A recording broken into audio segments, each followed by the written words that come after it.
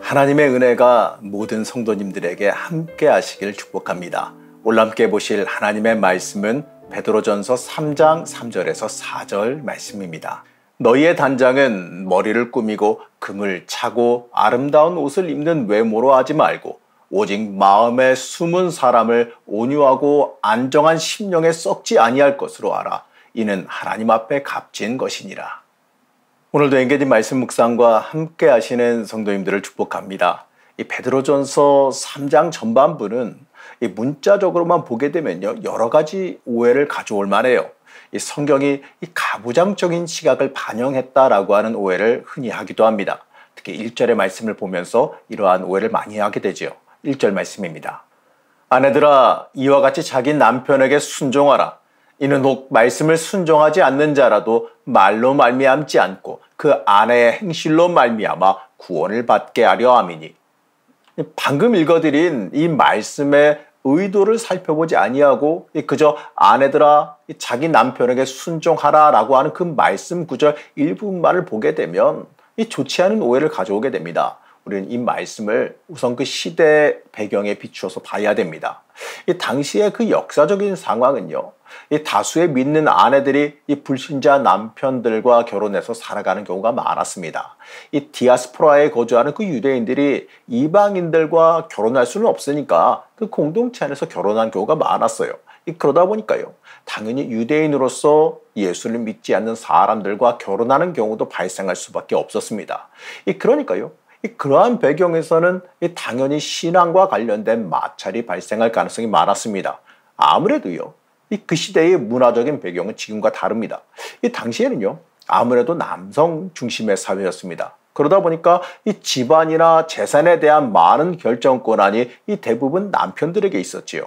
이러한 이 문화적 배경 속에서 신앙을 지키기 위해 이 남편과 대립하는 일은 바람직하지 못한 결과를 가져왔습니다. 오히려 그 남편의 권한으로 정죄될 가능성도 많았다는 거지요. 이러한 배경에서 베드로는 아내에게 자기 남편에게 순종하라라고 하는 권면을 행했습니다. 여기서요, 이 무조건적으로 남편의 권위 아래 엎드리라고 오해하면 안 되는 겁니다. 중요한 건요, 이러한 이 권면 뒤에 나오는 내용입니다. 혹시라도 너희의 순종하는 모습을 보며 기독교를 멀리하던 그 남편이 구원을 받게 하기 위함이다. 바로 이렇게 말합니다. 바로 이것을 그 이유로 삼아서 베드로는 말합니다. 이 순종의 배경은요, 믿지 아니하는 남편을 구원하기 위함이었습니다. 그래서 정말 예수 만난 사람의 모습, 예수 믿고 변화된 그 모습이 얼마나 좋은 건지 보여주란 뜻입니다. 베드로는 이어서 3절에서 이렇게 말합니다. 너희의 단장은 머리를 꾸미고 금을 차고 아름다운 옷을 입는 외모로 하지 말고. 그때 당시 로마의 문화권 영향 아래에 있던 사람들은요, 로마의 문화를 많이 따랐어요. 이 당시 로마는 그 여자들이 외형적으로 굉장히 화려하게 꾸미는 일에 힘을 많이 쏟았습니다. 베드로는 그러한 사회적인 상황을 따라가지 말라라고 말합니다. 외적인 모습을 꾸미는 것보다 그 속에 있는 내면, 바로 신앙의 본질을 단장하라라고 말합니다. 그리고 5절에서 그 이유에 대해서 이렇게 말합니다. 전에 하나님께 소망을 두었던 거룩한 부녀들도 이와 같이 자기 남편에게 순종함으로 자기를 단장하였나니. 베드로는 외모 치장하는 것보다 더 중요한 그 내적인 치장이 자기 남편에게 순종하는 일이다, 이렇게 말해요. 이 말씀은요, 한마디로 말해서 이 세상적으로 남들에게 높임받기 위한 그 욕망보다 더 중요한 일을 놓치지 말란 뜻입니다. 그 이유는 바로 이 남편에 대한 구원을 위해서지요. 이 말씀은요, 이 단순히 초대교회 상황의 그 역사적인 배경 속에서만 이해해서는 안 됩니다. 말씀의 이 본질적인 의미는요, 역사적 배경을 통해서 살펴본 건 맞습니다. 바로 전도, 선교를 위해서지요. 이 믿지 않는 남편이 때때로 받아들이기 힘든 요청을 할 수도 있어요. 베드로는 그러한 상황에서도 이 남편과 대적하지 말고 순종하라라고 말합니다. 그 이유가 바로 뭐냐? 남편의 권위를 높이기 위함이 아니에요. 그 남편을 구원하기 위해서 예수의 모습을 직접 보여주라라고 하는 의미입니다. 요즘 사람들은요, 이 본인이 생각하기에 옳다 싶은 것에 많은 관심을 가져요. 자신이 보고 판단한 것을 선택하는 경우가 많습니다. 하지만 이러한 상황에서 이 자신이 보기에 이 참된 예수 믿는 사람의 그 모습을 보여준다면 그 자체가 가장 좋은 전도이자 선교임을 우리가 깨달아 볼 수 있어야 됩니다. 우리는요, 내가 살아가는 그 인생 그 자체가 이 주변 사람들이 느낄 정도로 예수 그리스도의 모습을 보이며 살아가고 있지는 않습니까? 우리가 그러고 있습니까? 우리가 살아가는 그 일상의 순간에서도 우리는 항상 예수 그리스도를 닮아가는 모습을 보이며 살아가야 됩니다.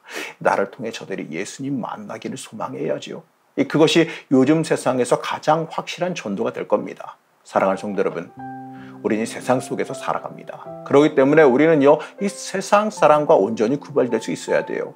우리가 살아온 그 삶의 모습을 통해 그리스도를 닮아가는 삶의 모습을 보이길 소망해야 됩니다. 우리의 모습을 통해 복음이 온전히 전파되길 소망해야 됩니다.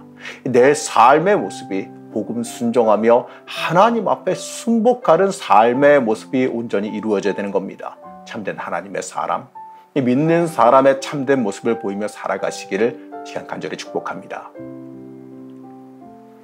우리의 주인 되신 하나님, 우리의 삶이 하나님을 높이는 삶이 되길 원합니다.